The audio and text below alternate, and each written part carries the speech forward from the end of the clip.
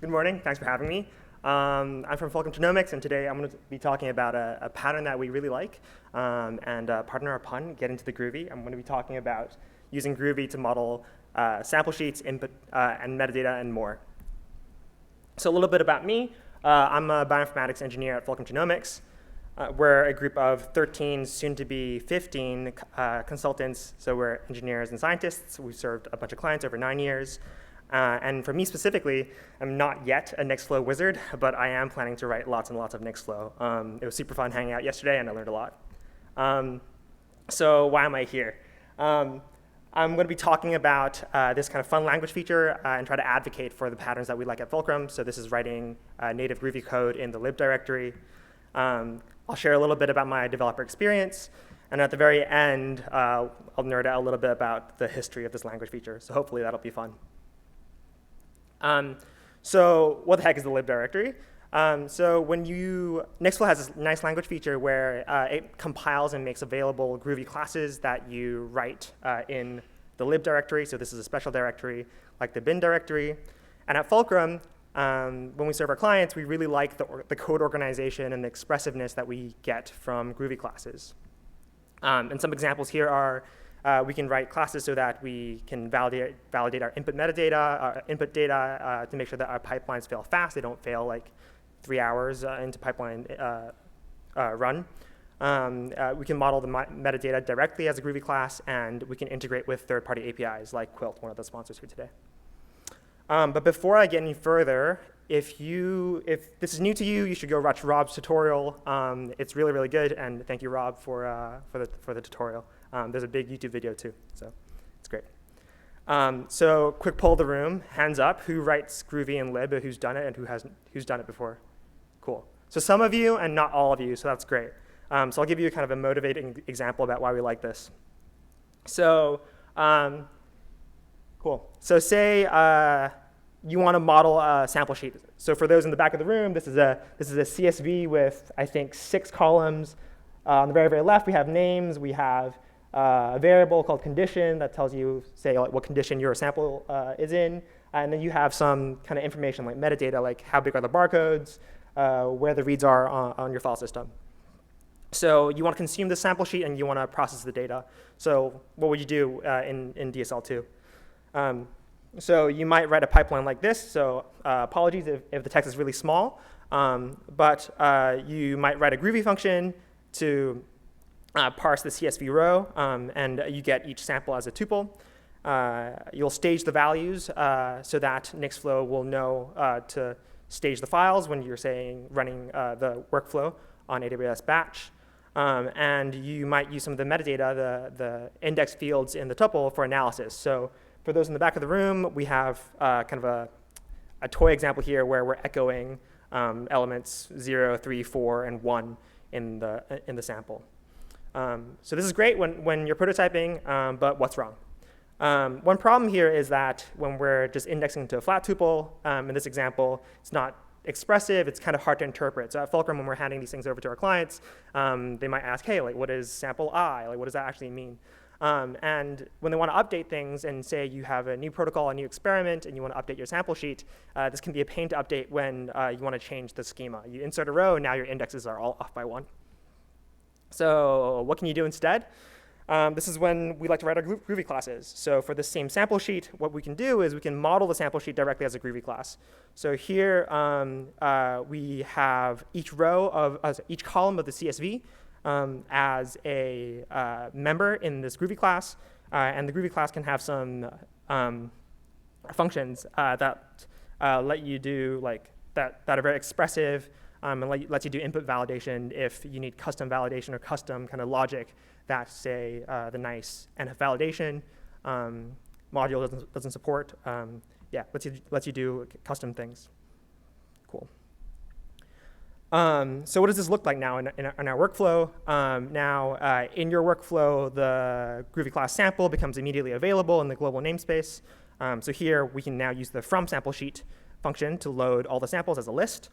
And now we get these nice named tuples that are more readable and interpretable. If you add a new field, you're not going to get off by 1 errors. When you read the code, you know exactly, hey, we want this metadata field from the Groovy class that we're passing as a member of the value, as a value channel into the process.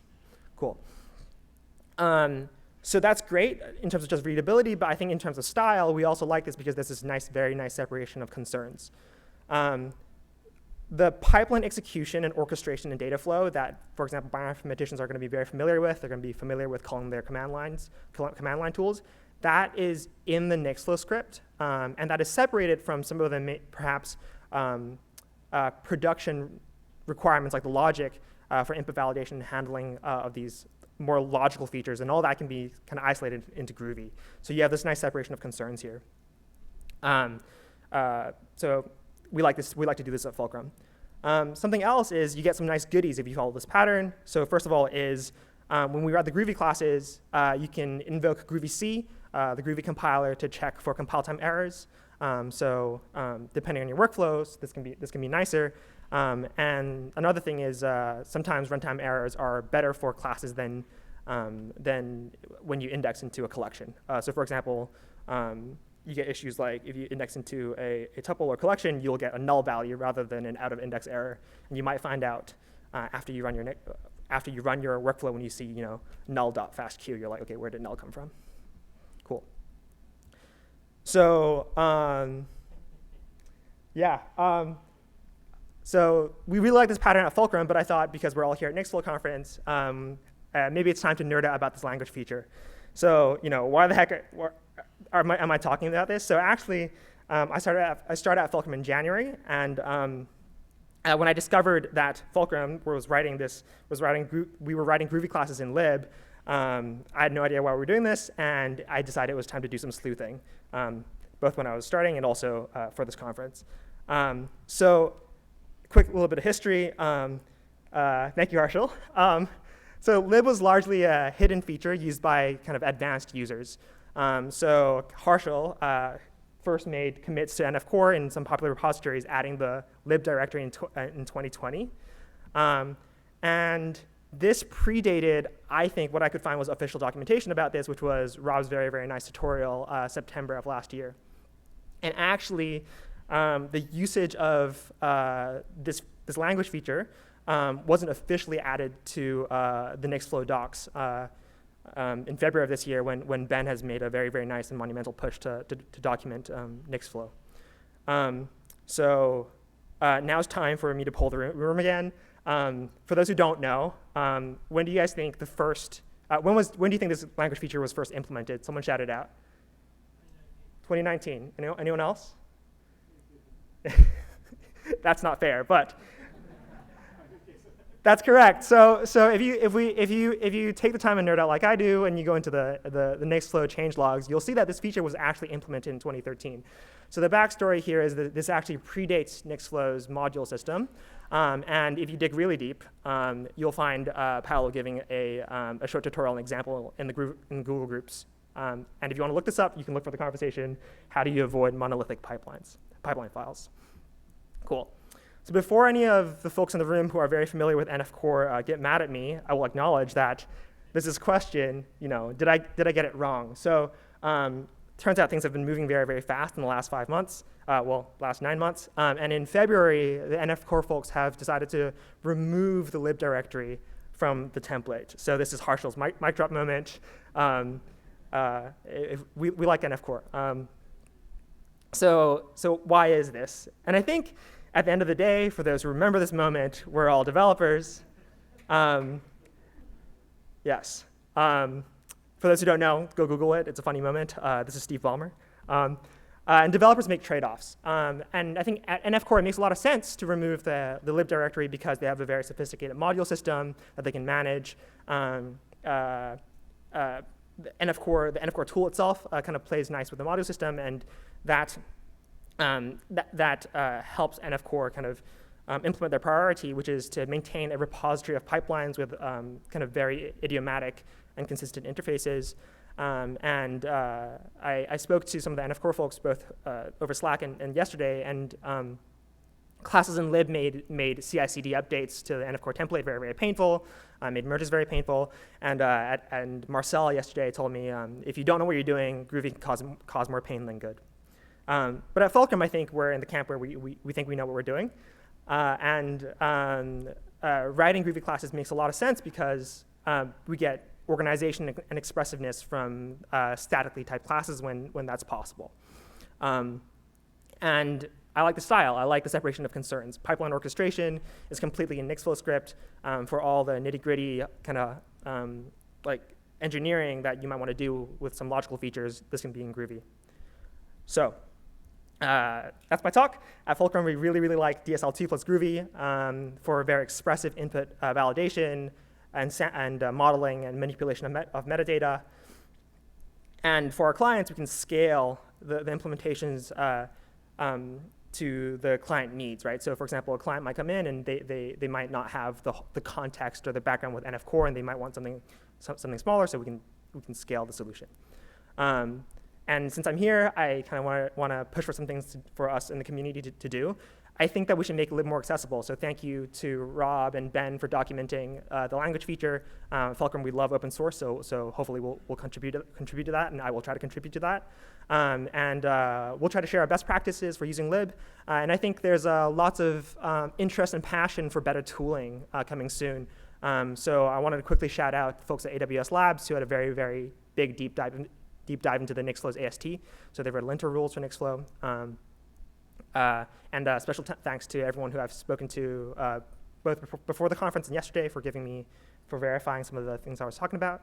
If you see me around, come say hello. We've got a booth outside. Nils is here, and we love bioinformatics. And a little bit about me: I've written a lot of Rust, and I really like algorithms. So come chat and come say hi. So thank you.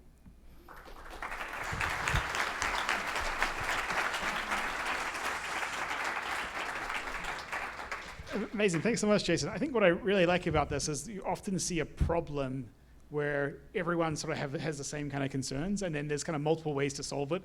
And going through the libway, some of the work which is going on with being able to do this natively in Nextflow with NF core.